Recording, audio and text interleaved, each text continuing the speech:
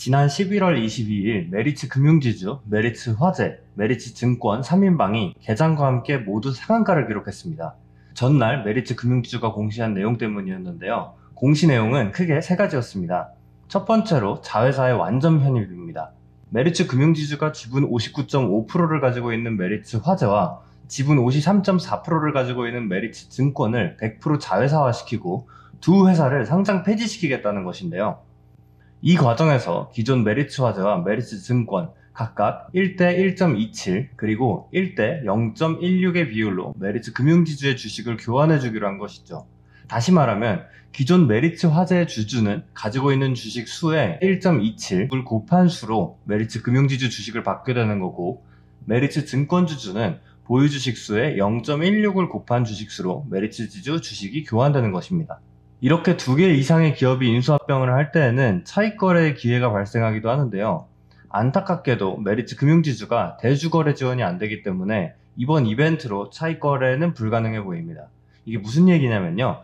메리츠 지주와 각각의 자회사와의 교환 비율이 이미 정해졌는데 주가는 일정하지 않게 움직이고 있거든요. 메리츠 금융지주의 주가가 37,650원인데 메리츠 화재의 주가는 45,350원입니다.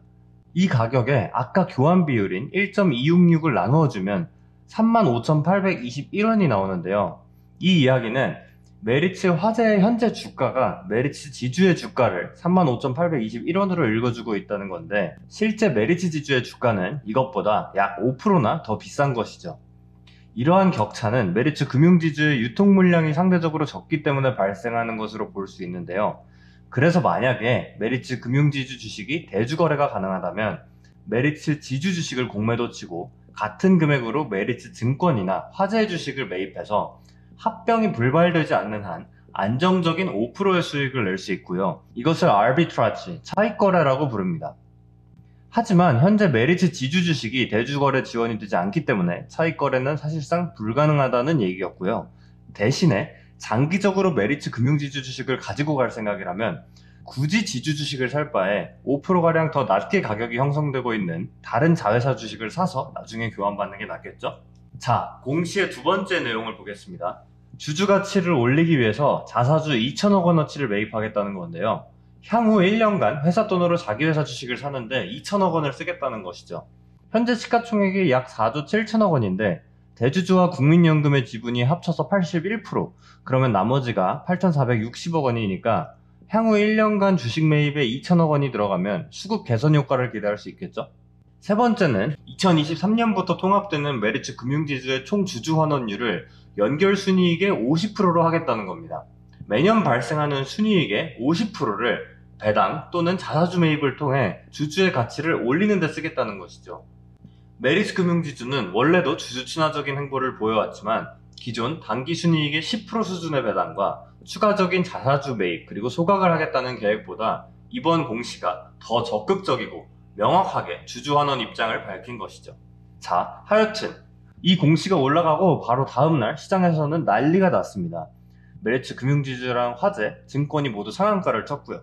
그럼 이게 왜 그렇게 놀랄 일인지, 아니 칭찬받아야 할 일인지 좀 더 구체적으로 알아보겠습니다. 국내 주식시장에서는 상장되어 있는 자회사를 완전 자회사로 편입시키는 행보는 굉장히 드문 일입니다. 이유는 간단해요. 대주주 지분율이 떨어지거든요.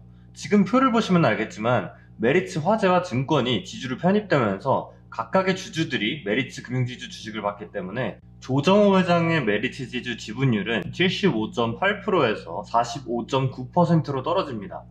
우리나라 상장회사들의 오너들은 사실 주가 부양에 관심이 별로 없는 경우가 많습니다. 이런 구조적인 문제점은 사실은 북한보다도 더 크게 코리아 디스카운트 요인으로 작용되고 있는데요.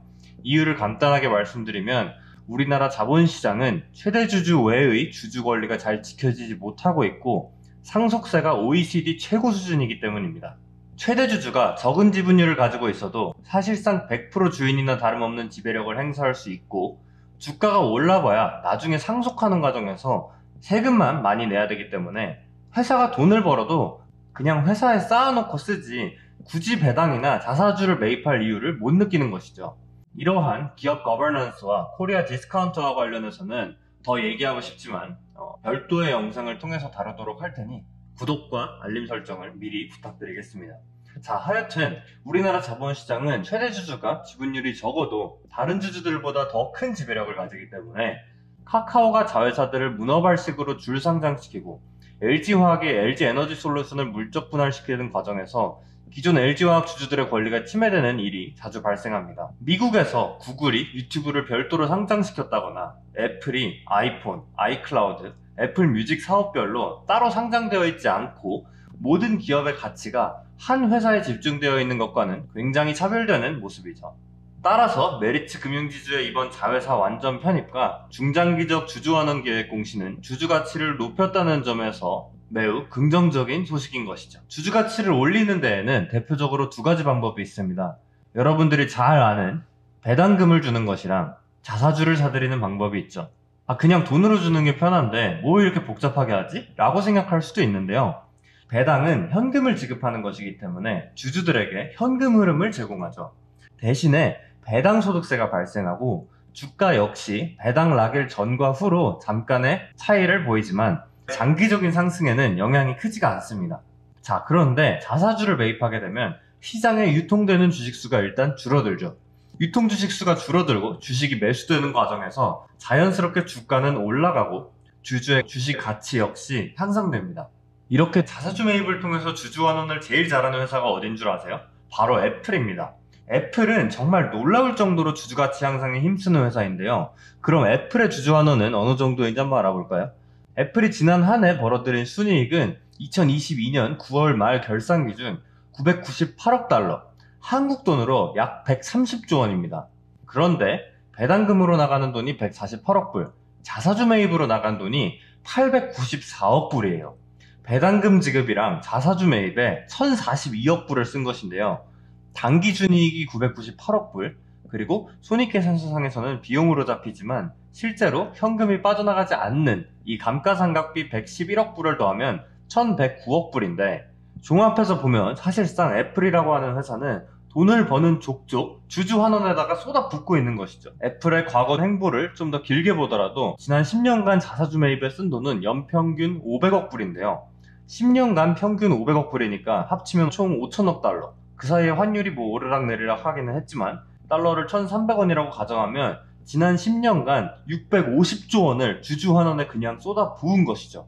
미국 내에 다른 그 어떤 기업들과 비교해도 비교도 할 수 없을 정도로 엄청난 수치인 것을 확인하실 수 있겠죠? 사실 애플은 스티브 잡스 시절만 해도 현금을 쌓아두는 데에 더 관심이 많았었는데요. 이와 대조되게 팀 쿡은 주주 환원에 대한 고민을 많이 한다고 알려져 있습니다. 이렇게 공격적으로 주주 환원을 하기 때문에 애플의 ROE는 무려 175%나 되고요. 매출과 순이익은 꾸준히 증가하는데 발행 주식 수는 줄어드니까 모든 주주들의 가치가 올라갈 수밖에 없는 것이죠. 이렇게 주주 환원은 회사의 실적 성장이 주주 가치의 향상에 직결되도록 합니다.